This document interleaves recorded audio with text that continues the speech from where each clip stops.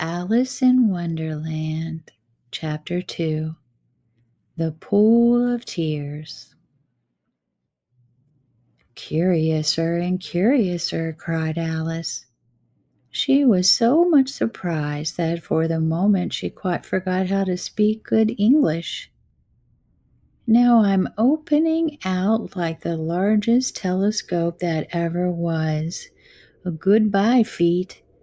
For when she looked down at her feet, they seemed to be almost out of sight. They were getting so far off. Oh, my poor little feet. I wonder who will be on your shoes and stockings for you now, dears. I'm sure I shan't be able.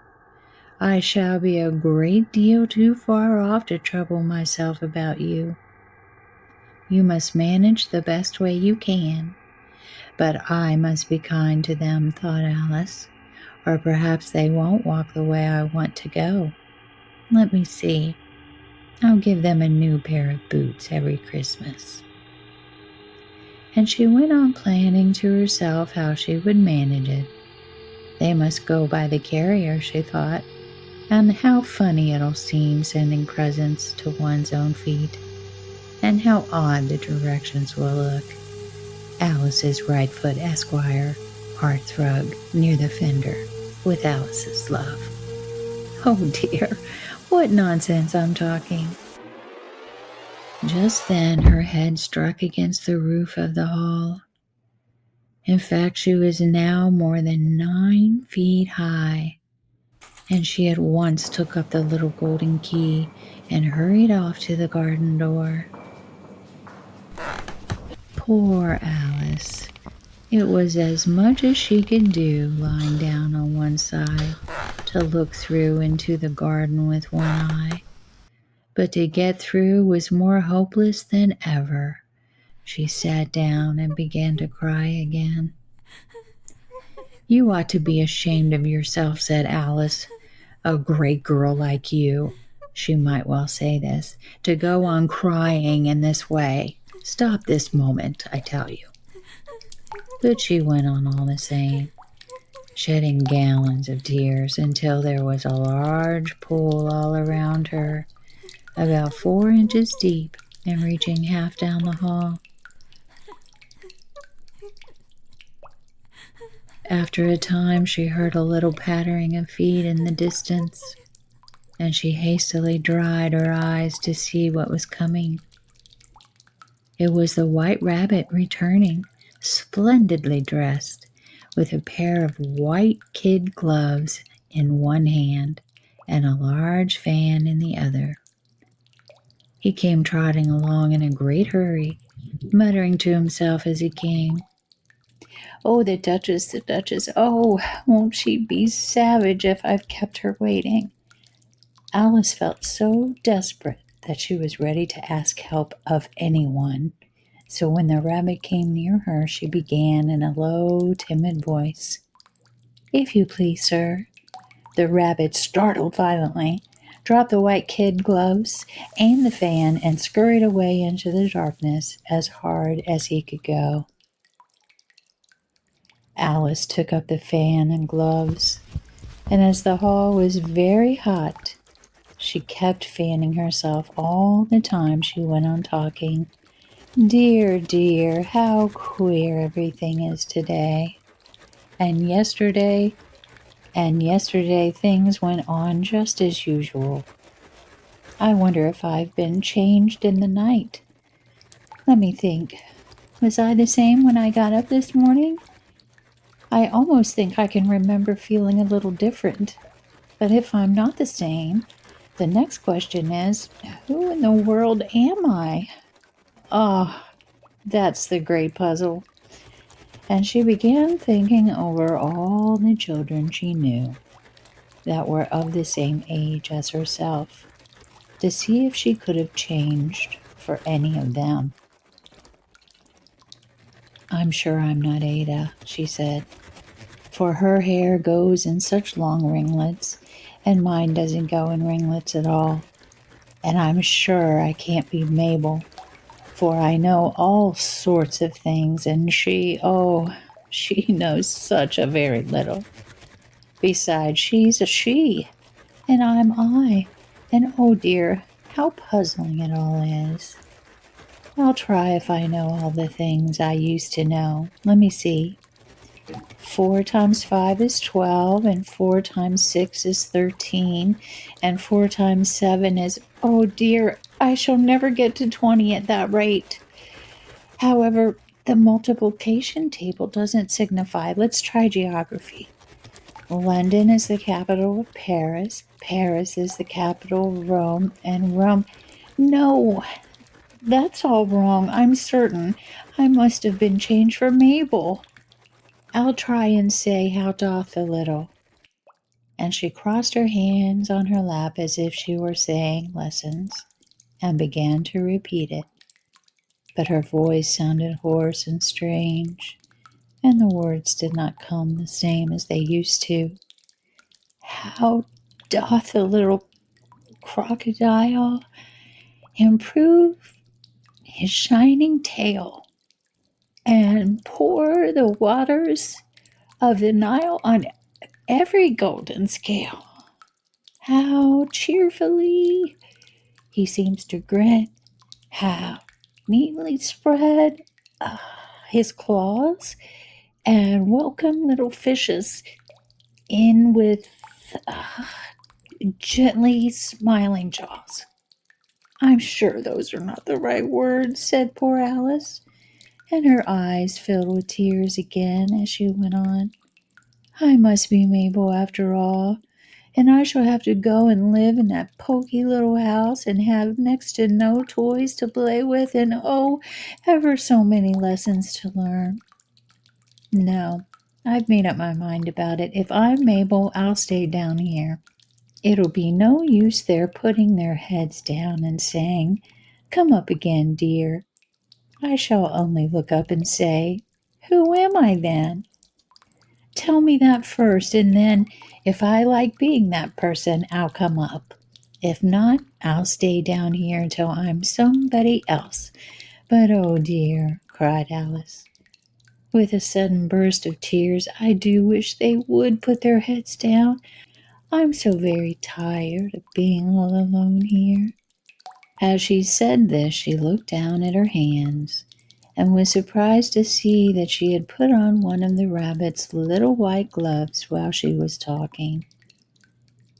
How can I have done that? She thought. It must be growing small again.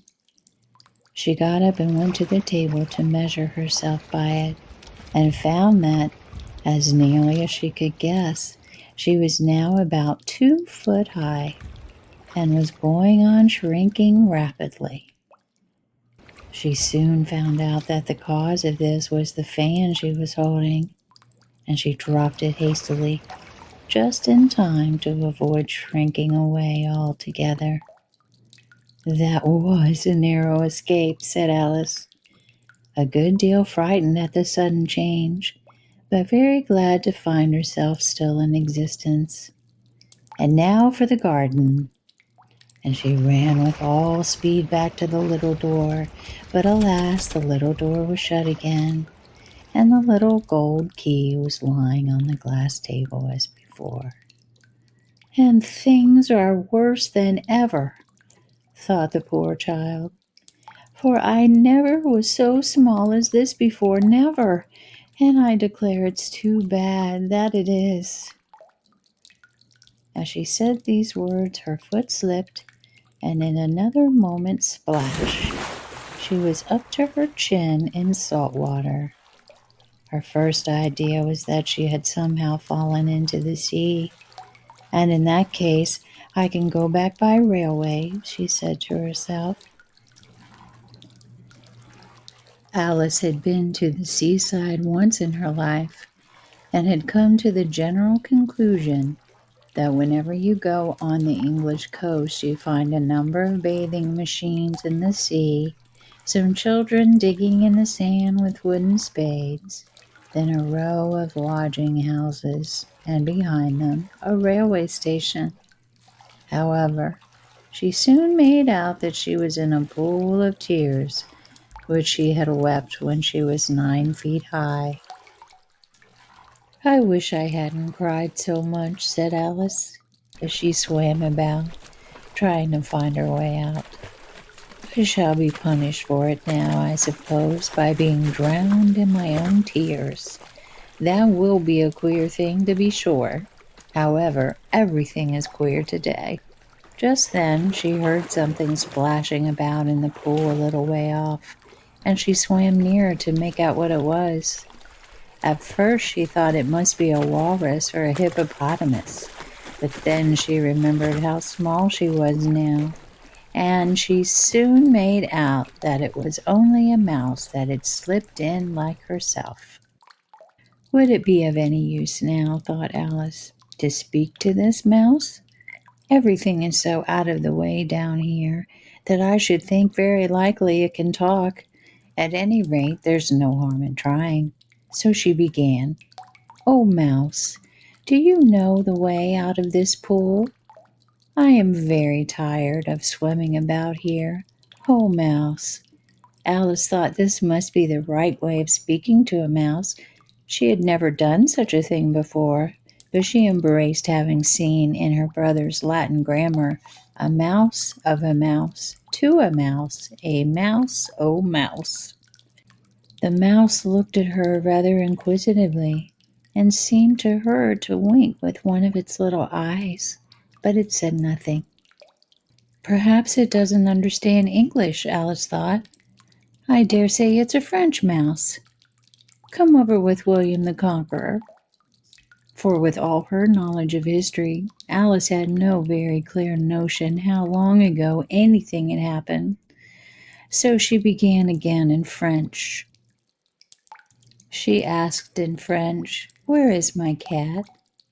which was the first sentence in her French lesson book. The mouse gave a sudden leap out of the water and seemed to quiver all over with fright. "Oh, I beg your pardon," cried Alice hastily, afraid that she had hurt the poor animal's feelings. "I quite forgot you didn't like cats." "Not like cats?" cried the mouse in a shrill, passionate voice. "Would you like cats if you were me?" "Well, perhaps not," said Alice in a soothing tone. "Don't be angry about it. And yet I wish I could show you our cat Dinah. I think you'd take a fancy to cats if you could only see her. She's such a dear, quiet thing," Alice went on, half to herself as she swam lazily about in the pool. "She sits purring so nicely by the fire, licking her paws and washing her face, and she is such a nice soft thing to nurse. And she's such a capital one for catching mice." "Oh, I beg your pardon," cried Alice again, for this time the mouse was bristling all over, and she felt certain it must be really offended. "We won't talk about her any more if you'd rather not." "We indeed," cried the mouse, who was trembling down to the end of his tail. "As if I would talk on such a subject. Our family always hated cats, nasty, low, vulgar things. Don't let me hear the name again." "I won't indeed," said Alice, in a great hurry to change the subject of conversation. Are you fond of dogs?" The mouse did not answer, so Alice went on eagerly. "There is such a nice little dog near our house I should like to show you. A little bright-eyed terrier, you know, with such long curly brown hair. And it'll fetch things when you throw them, and it'll sit up and beg for its dinner and all sorts of things. I can't remember half of them, and it belongs to a farmer, you know, and he says it's so useful. It's worth £100. He says it kills all the rats and—" "Oh, dear!" cried Alice in a sorrowful tone.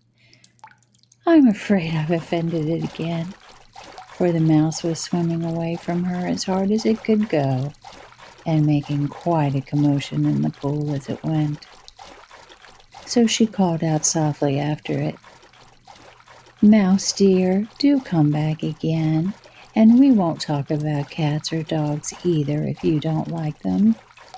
When the mouse heard this, it turned around and swam slowly back to her. Its face was quite pale, with passion, Alice thought, and it said in a low, trembling voice, "Let us get to the shore, and then I'll tell you my history, and you'll understand why it is I hate cats and dogs." It was high time to go, for the pool was getting quite crowded with the birds and animals that had fallen into it. There was a duck and a dodo, a lory and an eaglet, and several other curious creatures. Alice led the way, and the whole party swam to shore. Join us next time for Chapter 3, A Caucus Race and a Long Tail. Sweet dreams, everyone.